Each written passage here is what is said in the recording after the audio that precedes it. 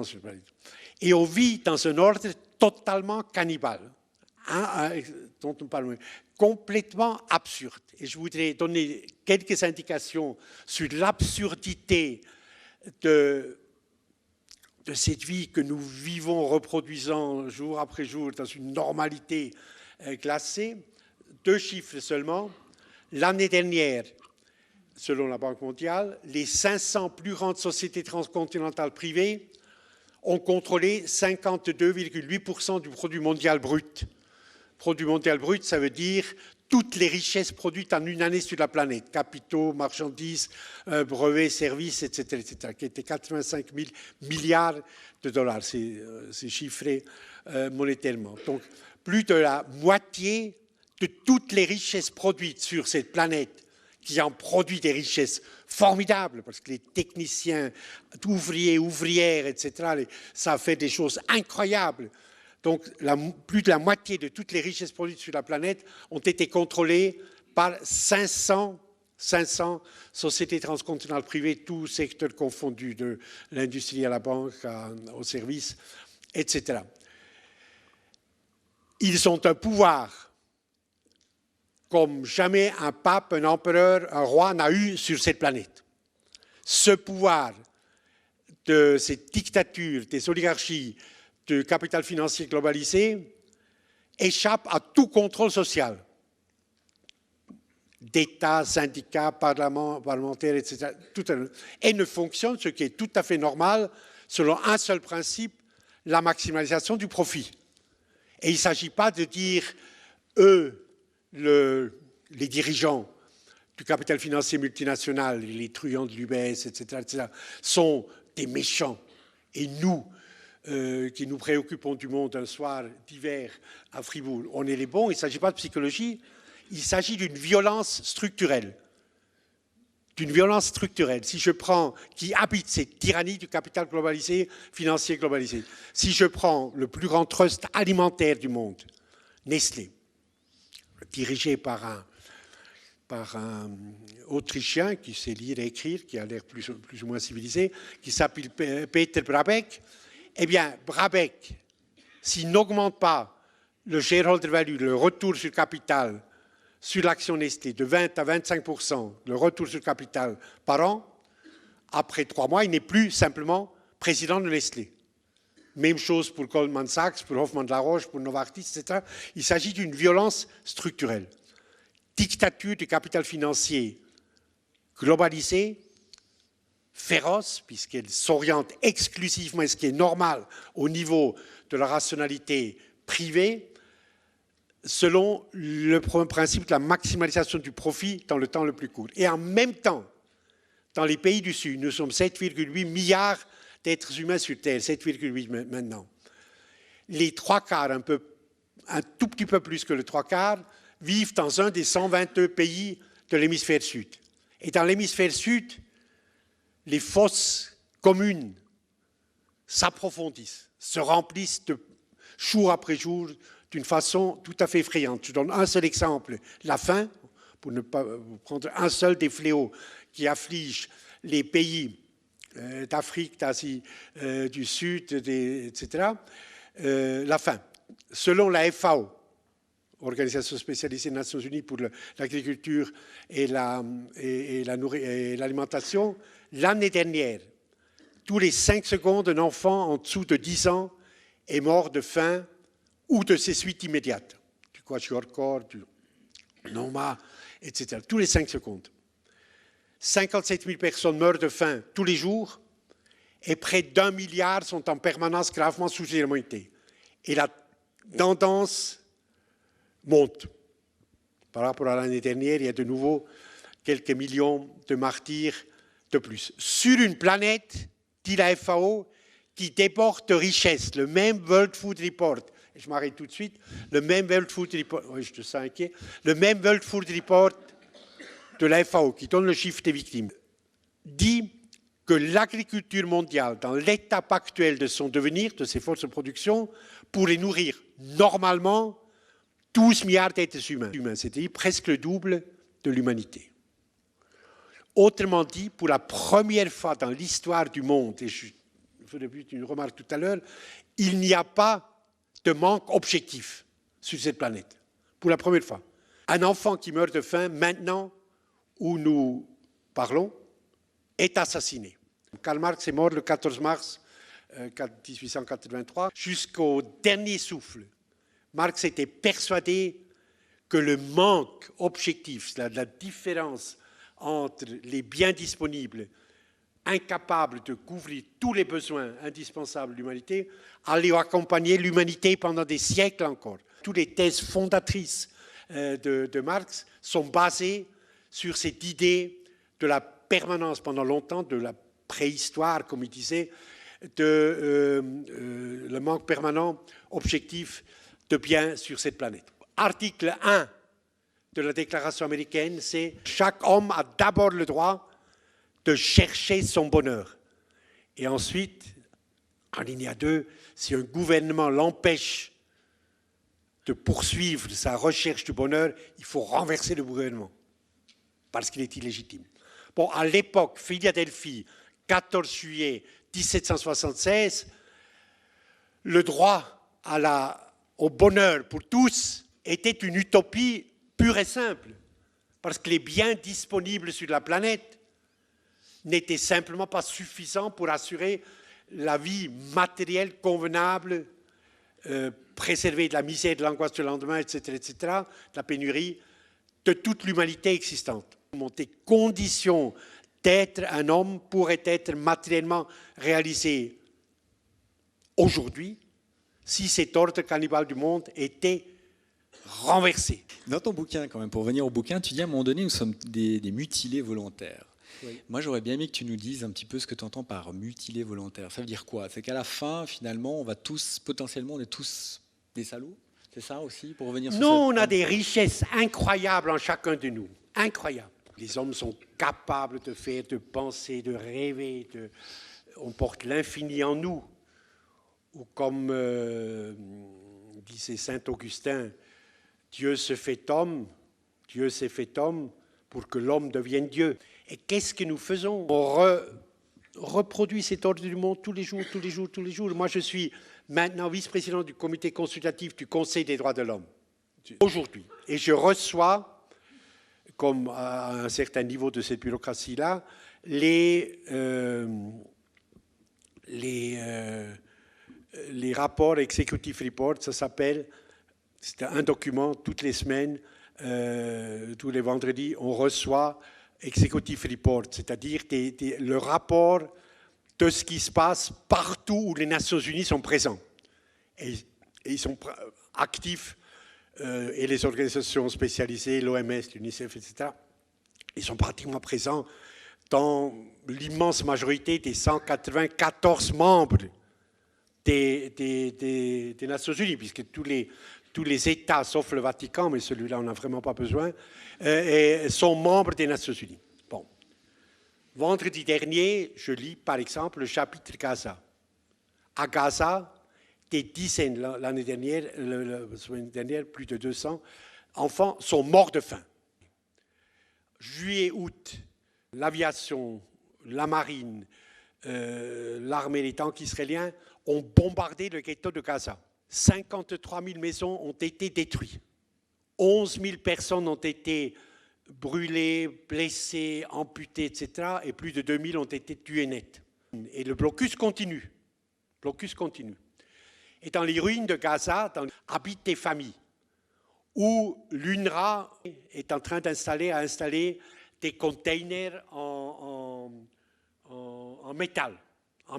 Mais comme il n'y a pas de chauffage et comme il y a de l'électricité 3 ou 4 heures par jour, si tout va bien, et pas de gaz pour faire chauffage, rien du tout, eh bien, dans les containers, les enfants meurent de froid. Ça se passe cette nuit, demain, après-demain, dans une normalité glacée, une normalité, etc. Et moi, je suis là, enfin, je parle de moi, et je reproduis, ça se passe. Donc, Immanuel Kant a dit l'inhumanité infligée à un autre détruit l'humanité en moi. Et je me demande si on a le droit de dire on est un homme quand on assiste forcément passivement, parce que la dénonciation, ce n'est pas un acte, passivement à cette horreur qui se passe à notre connaissance sur notre planète. Il s'agit d'être efficace et de changer et de réfléchir aux stratégies collectives à mettre en œuvre pour briser cet ordre cannibale du monde, qui est une absurdité totale. L'homme est ce qu'il fait. Jean-Paul Sartre, l'homme est ce qu'il fait. Terminé. Il y a des progrès formidables, parce qu'il y a une double histoire. Je reviens aux vieux marxistes allemands, Horkheimer, Adorno, etc. Il y a une double histoire. Il y a l'histoire de la justice effective, matérielle, matériellement vécue, et elle est régressive. Jamais les massacres ont été aussi effroyables. Un type de mal que même les gens du CICR découvrent avec effroi. Hein, de l'absence totale d'humanité. Et donc de raisonnement politique, diplomatique, tout ce qu'on peut trouver, une ouverture entre hommes, même s'ils se détestent, etc., etc. Toutes les organisations spécialisées doivent apporter un rapport, soumettre un rapport de gestion à l'ECOSOC, au Conseil économique et social des Nations Unies, tous les ans, pour dire ce qui s'est passé, ce qu'ils ont fait pour changer la réalité dans leur domaine, l'école, la médecine, la nourriture, etc. L'année dernière, les morts, les chiffres des victimes indiqués par les 22 rapports de gestion soumis à l'ECOSOC arrivaient à 54,2 millions de personnes victimes, décédées. La Deuxième Guerre mondiale, en 6 ans, victimes civiles et militaires confondus, ont fait 58 millions de morts. Autrement dit, ce qu'on appelle le tiers-monde, enfin les 4,9 milliards d'êtres qui vivent dans les différents pays de l'hémisphère sud, subissent, ont eu des victimes presque, en nombre presque aussi élevé qu'a produit la boucherie de la Deuxième Guerre mondiale en 6 ans. Donc il y a, il y a donc une double histoire. Il y a cette justice effectivement vécue qui est régressive à mon avis, mais il y a une autre justice. Il y a une autre, c'est celle que les vieux marxistes allemands, Horkheimer, Adorno, etc., appellent l'eschatologie, qui est l'histoire de la conscience, ce que les hommes perçoivent comme devant être juste, ou ce qu'on appelle la conscience adjugée. Et là, il y a des progrès formidables. Augustin, l'évêque de Milan, 4e siècle, un soir, un type, Nicodème, vient chez lui et dit, écoute, tu prêches le christianisme, c'est formidable, je me suis converti, tout ça, etc. Mais regarde sur le chemin, qu'est-ce que j'ai vu? Tu as raison, l'esclavage, c'est pas bon. Hein, c'est dans les deux cités d'ailleurs. C'est pas tolérable. L'évangile, c'est l'égalité totale entre les hommes. Hein, c'est pas, l'homme ne peut pas être une marchandise pour l'autre, etc. Mais imagine que l'esclavage soit aboli. Nous mourrions tous de faim. Nous mourrions tous de faim parce que c'est la base de l'agriculture telle qu'elle est. C'est pour éviter un mal plus grand que ce mal doit être toléré. Aujourd'hui, avec l'étape de la conscience où nous sommes, impossible. Quelqu'un qui défendrait l'esclavage, irrecevable comme parole. Il y a une théorie qui était totalement dominante, totalement, même dans nos milieux civilisés, enfin européens, etc., celle de Malthus, de Thomas Malthus, un pasteur anglais de la fin du XVIIIe siècle, dit « c'est vrai, la misère est horrible, la mort de faim est horrible, etc., etc., mais c'est un bienfait finalement, un fléau qui fait du bien, voulu par Dieu, parce que ça nous protège de la surpopulation. Était une théorie, bon, évidemment justifier la conquête coloniale, justifier l'inégalité entre les classes magnifiquement, donc les classes dominantes l'ont adopté tout de suite comme théorie de légitimité.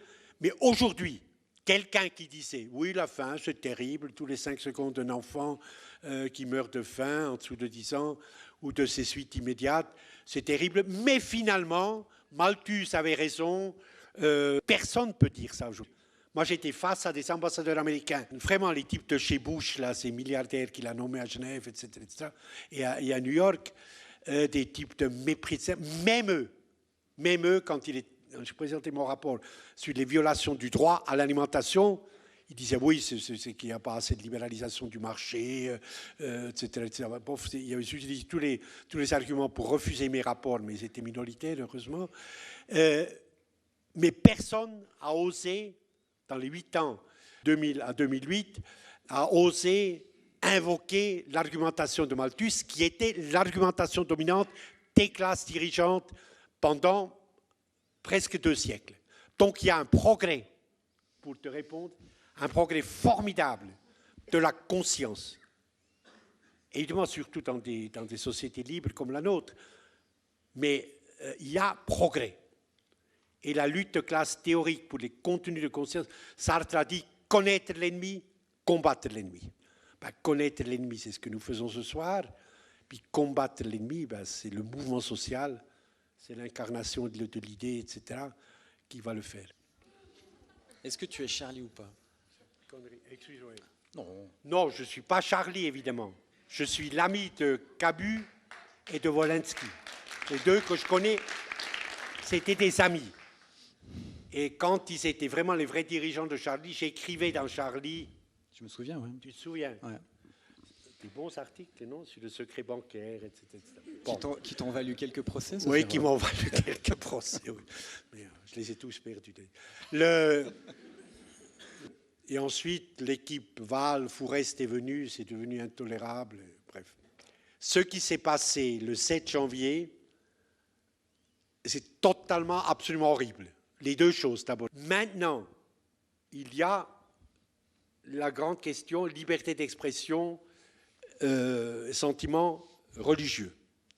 La liberté d'expression n'est pas illimitée, puisque le racisme ou la violation du sentiment religieux, quel qu'il soit, il y a quand même 1,2 milliard de musulmans sur Terre, c'est la troisième religion monothéiste. Et quand, par exemple, je m'excuse, je fais une parenthèse, j'étais à la télévision face à Zemmour, qui prétend dans ce livre que le Coran appelle à tuer les Juifs, à tuer les chrétiens, etc., etc. Alors j'ai repris le Coran. Partout où Moïse apparaît, donc incarnation de la religion judaïque, où le Christ ou la Vierge Marie apparaissent, ils apparaissent avec un immense respect. Un immense respect. Il n'y a que la sourate numéro 41 où il est question de violence si quelqu'un veut détourner un musulman de sa foi, donc provoquer l'apostasie. Parce que les chrétiens peuvent changer de religion, selon la Déclaration universelle des droits de l'homme, 31, peut changer de religion ou ne pas avoir de religion du tout. Un musulman ne peut pas. Si le musulman change de religion, eh bien, il commet un crime puni de mort. C'est le seul endroit où mort et appartenance religieuse, donc la sourate 41, sont liés. Or, les musulmans méritent protection de leurs sentiments ou de leurs convictions religieuses. Je me suis fait tellement attaquer par les miens sur ce problème-là. L'antisémitisme, l'anti-islamisme, toute forme de racisme n'est pas une opinion politique. Hitler n'était pas simplement un leader de l'extrême droite allemande, très très extrémiste droite allemande. C'est un ennemi de l'humanité. Il doit être évacué du champ discursif. On doit, par la loi, dans un état de droit, l'empêcher de proférer les insultes ou commettre les actes qu'il commet au nom de sa conviction, soit-elle national-socialiste, soit-elle Ku Klux Klan, soit-elle, etc., etc. Et donc, la réaction des musulmans, je la comprends. Quand Charlie Hebdo refait une couverture avec le prophète, c'est pas bon. C'est une provocation, c'est la provocation. C'est une provocation, et il ne faut pas se glorifier de la provocation. C'est quand même assez honteux. Moi, j'ai été 30 ans professeur à Paris 1 et à l'Université de Genève. Les travailleurs genevois m'ont payé un salaire de professeur pour que je puisse penser, parler, etc., etc. Je ne sais rien de l'islam.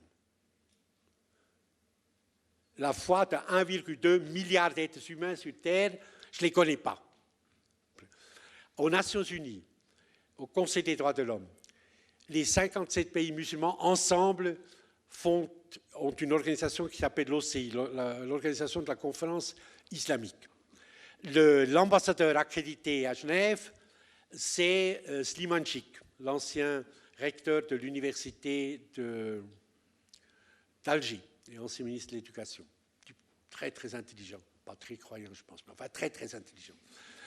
Et Slimanchik, on était ensemble, et tout à coup, il me dit, mais tu comprends, nous, les ibadites, on n'a pas ce problème. Je dis, mais qu'est-ce que c'est les ibadites? Qu'est-ce que c'est? Ben, c'est une des dimensions culturelles des écoles les plus extraordinaires de l'islam depuis le 7e siècle. Oman, c'est des ibadites. Les Mozabites à Gardaya, en Algérie, c'est des ibadites qui se sont séparés des sunnites et des chiites sur la question du paradis. Il m'a expliqué les ibadites. Par hasard, j'ai découvert un univers culturel d'une richesse, a laissé une civilisation au Kairouan, en Tunisie, etc., une civilisation extraordinaire, et moi, intellectuel, de noix de coco, payé par les travailleurs pour comprendre le monde, une vie entière, je n'en sais rien. Je ne sais rien des Druzes, qui est une autre branche extraordinairement riche que je soupçonne. Je ne sais rien de cet formidable, incroyable univers musulman. Et je pense que si de cette horreur, il faut tirer une leçon, cette horreur, ce n'est pas d'inviter Netanyahou, le meurtrier de masse de Gaza, en première ligne des présidents qui marchent contre la terreur, c'est d'être modeste, nous les Occidentaux, modestes, et essayer de comprendre cet incroyable univers musulman. Le coltan part directement du Nord Kivu à Goma, du Goma par la petite barrière à Ruhengeri sur le territoire rwandais, en camion Kigali, ensuite jusqu'à Mombasa, enfin Nairobi, Mombasa, jusqu'au port de l'océan Indien, et de là par le canal de Suez ou par l'océan Indien, par le Cap, direct dans les pays industrialisés.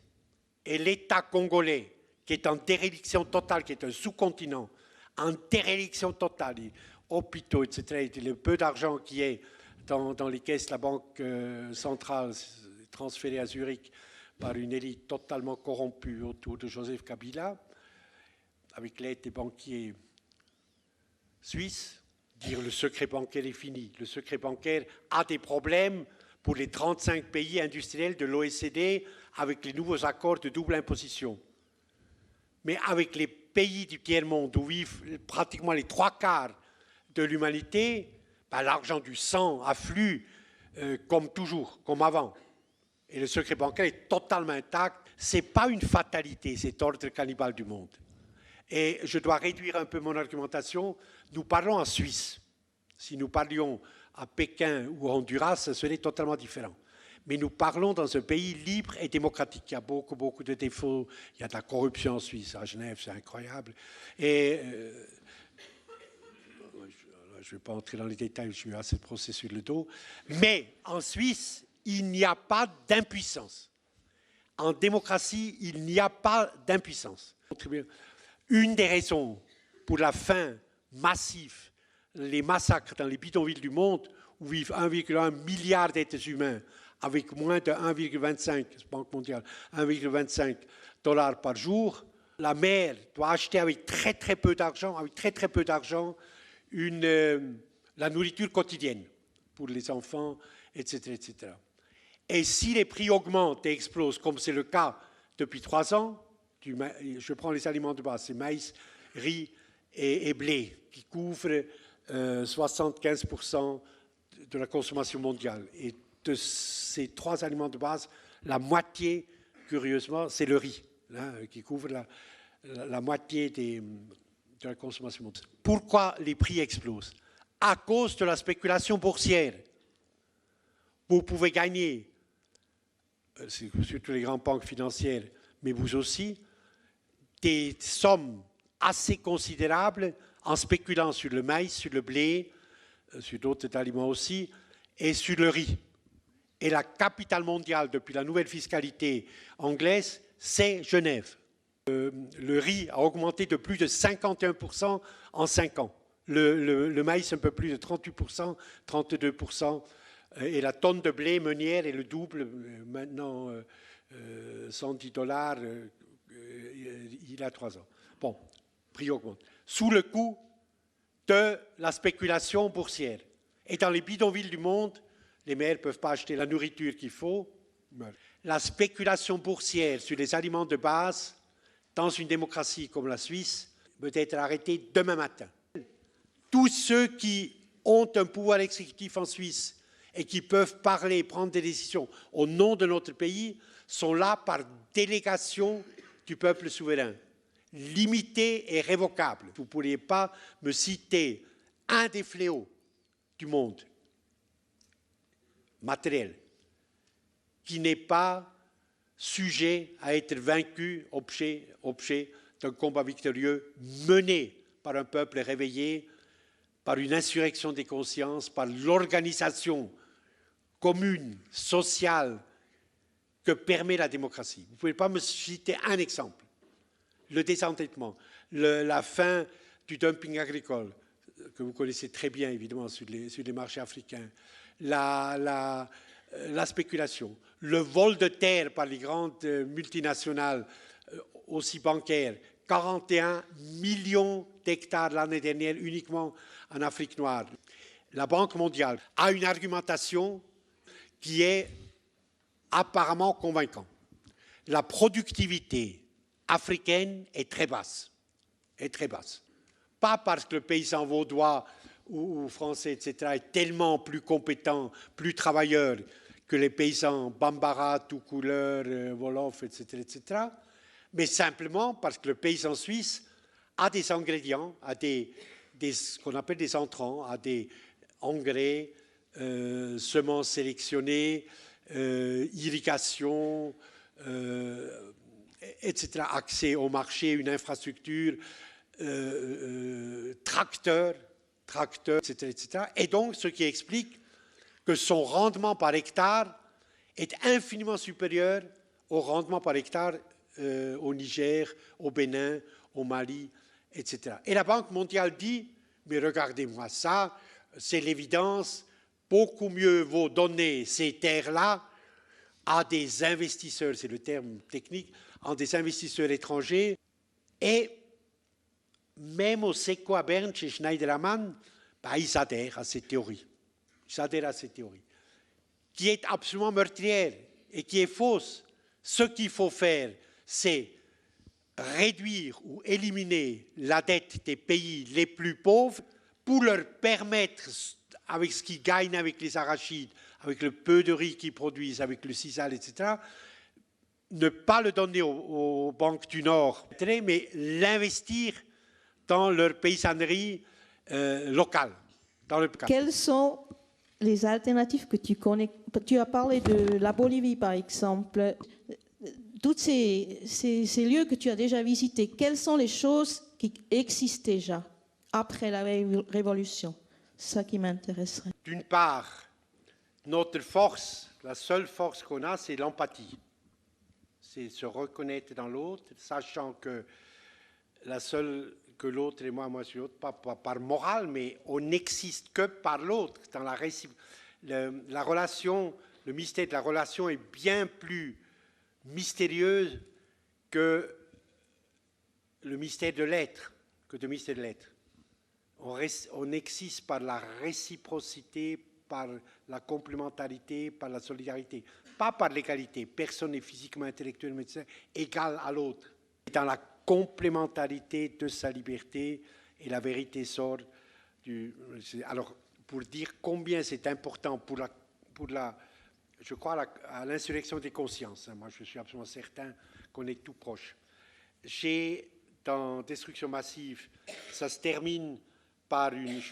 Je prends un poème, ça va plus vite. Ça se termine par un poème, un vers, de Mercedes Sosa, qui est la racine de tout, qui est l'empathie, qui dit « La seule chose que je demande à Dieu, c'est que la douleur ne me laisse pas indifférente et que la mort blême ne me trouve pas seul et vide, sans avoir fait ce qui est nécessaire sur cette terre. » Nous, combien de temps va durer la marche, etc., etc. On n'en sait rien. Il y a un autre poème, Caminante no hay camino, Machado, Antonio Machado, Barcelone, qui brûle en 1939, et parmi les derniers réfugiés, parmi les derniers anarchistes, et il s'y flotte. Et les camarades qui marchent à côté de lui, enfin blessés, désespérés, etc., disent « Enfin, qu'est-ce qui te prend ?» Et Machado répond par ce poème qui est « Homme qui marche, il n'y a pas de chemin. Le chemin, c'est tes pas qui le font. » Et si vous regardez l'histoire révolutionnaire, qui est cumulatif, je prends un seul exemple, le 14 juillet 1789, début de la Révolution française qui a bouleversé le monde, qui nous a donné la liberté de parole que nous utilisons ce soir.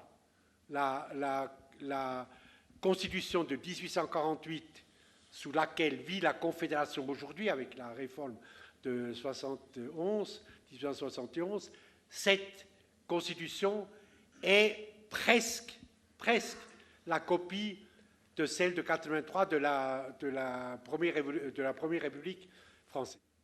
Le chemin se fait en marchant. Ils ont pris la Bastille, ils ont libéré leurs copains, ils sont rentrés chez eux, mais le peuple de Paris a vu qu'on pouvait briser la prison politique du roi, qu'on pouvait, ils ont découvert leur force collective, ils ont découvert l'espérance, et ils se sont mis en route. Et la Révolution française a brisé 1500 ans de féodalisme, a coupé la tête à un roi, à sa femme, c'était peut-être pas nécessaire, mais etc., etc. Ben, c'est ça le mystère de l'histoire. Par contre, ce qu'on sait, ce que chacun porte en nous, c'est deux choses. L'ignorance sur la marche et où elle conduit, combien de temps elle dure, et quelles sont les étapes du combat, les modalités, la méthode, etc., etc. Mais en même temps, nous portons en nous l'horizon de l'histoire. L'horizon de l'histoire. Et il est magnifiquement décrit, nous savons vers où nous allons, magnifiquement décrit dans la Déclaration universelle des droits de l'homme, et dont l'article 1er dit « Tous les êtres humains naissent libres et égaux en dignité et en droit.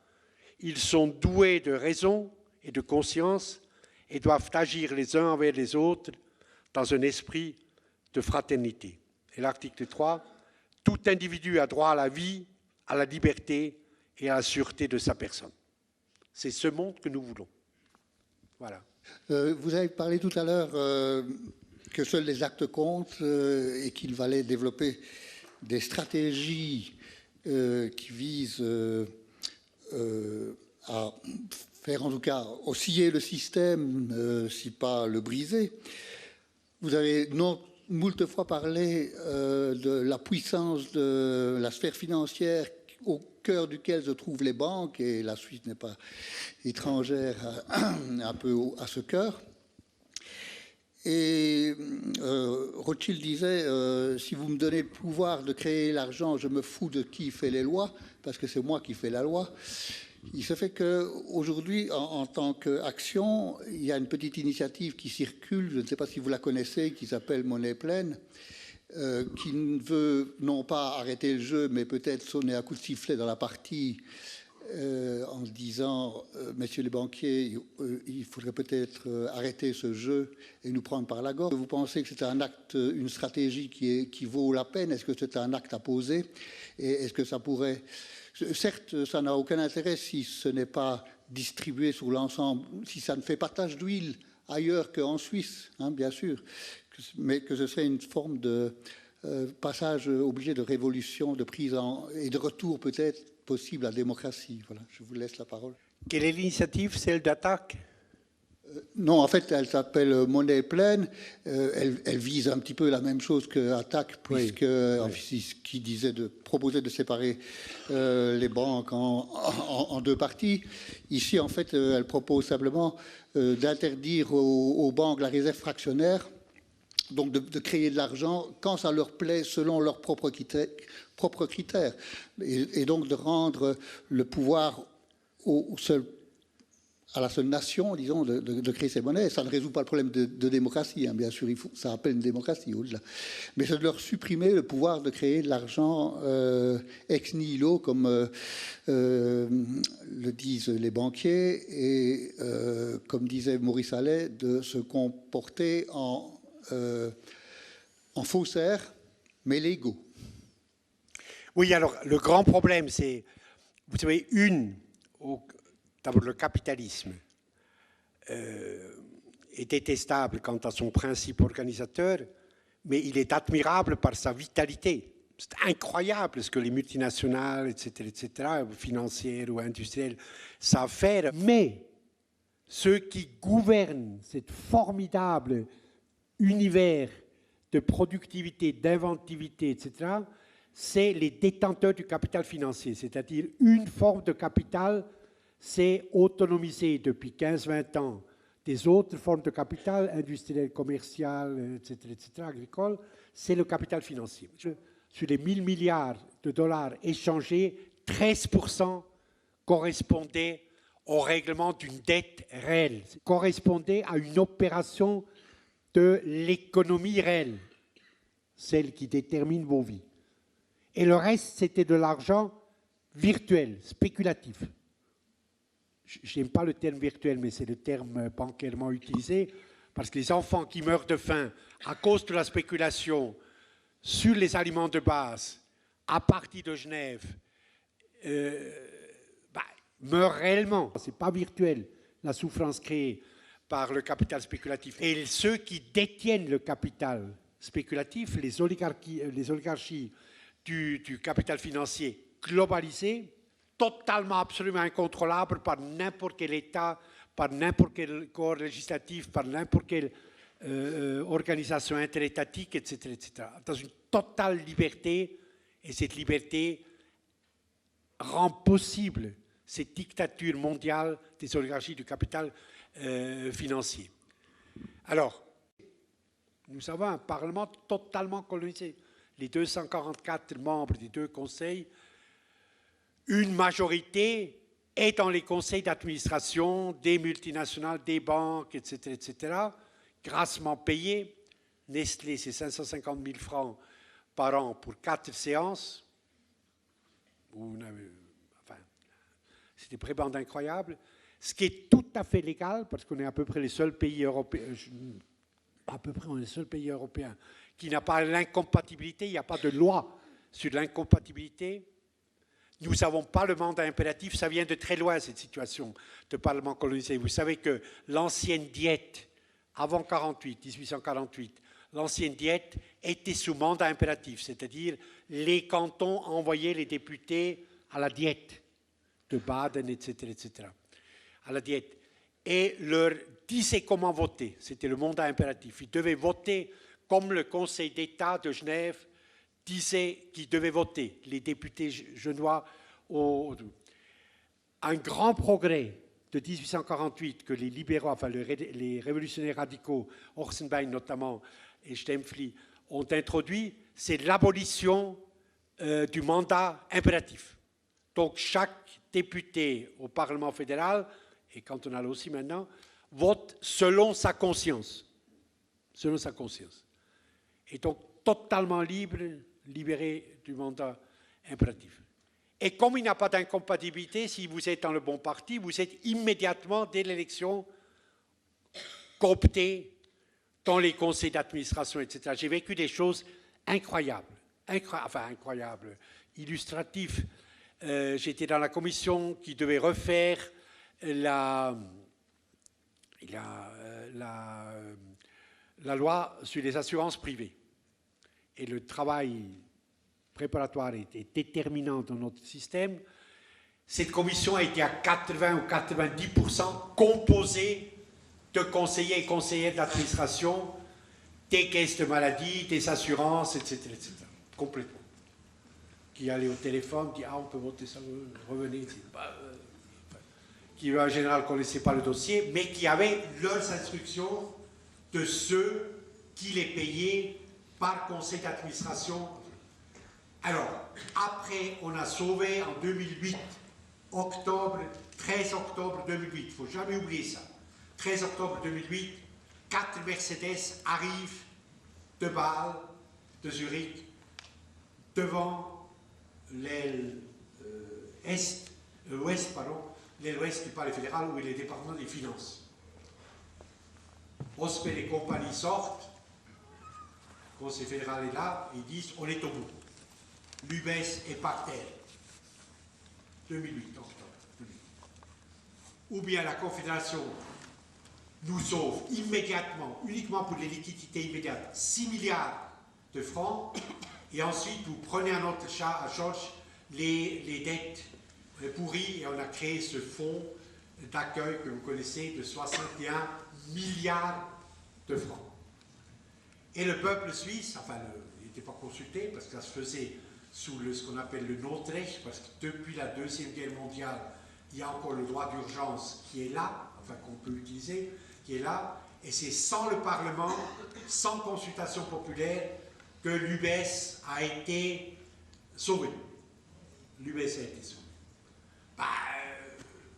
Ensuite, il fallait, on aurait pu s'attendre, et la gauche l'a demandé, la gauche, ils ne sont pas nombreux, mais qui méritent ce nom, mais ils existent en Suisse, a demandé que maintenant des réformes soient faites.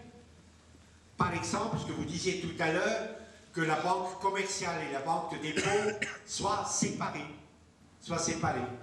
Que la banque de dépôt qui administre les économies de chacun de nous, enfin, j'espère que vous êtes pas à l'UBS, mais enfin, ça peut arriver par l'erreur, et la banque d'affaires, celle qui investit, qui spécule à la bourse, etc., soient séparées en deux banques, pour que l'une, parce que le Conseil fédéral a dû se mettre à genoux devant Ospel, parce que s'il n'avait pas fait, ça aurait entraîné une liquidation extraordinaire.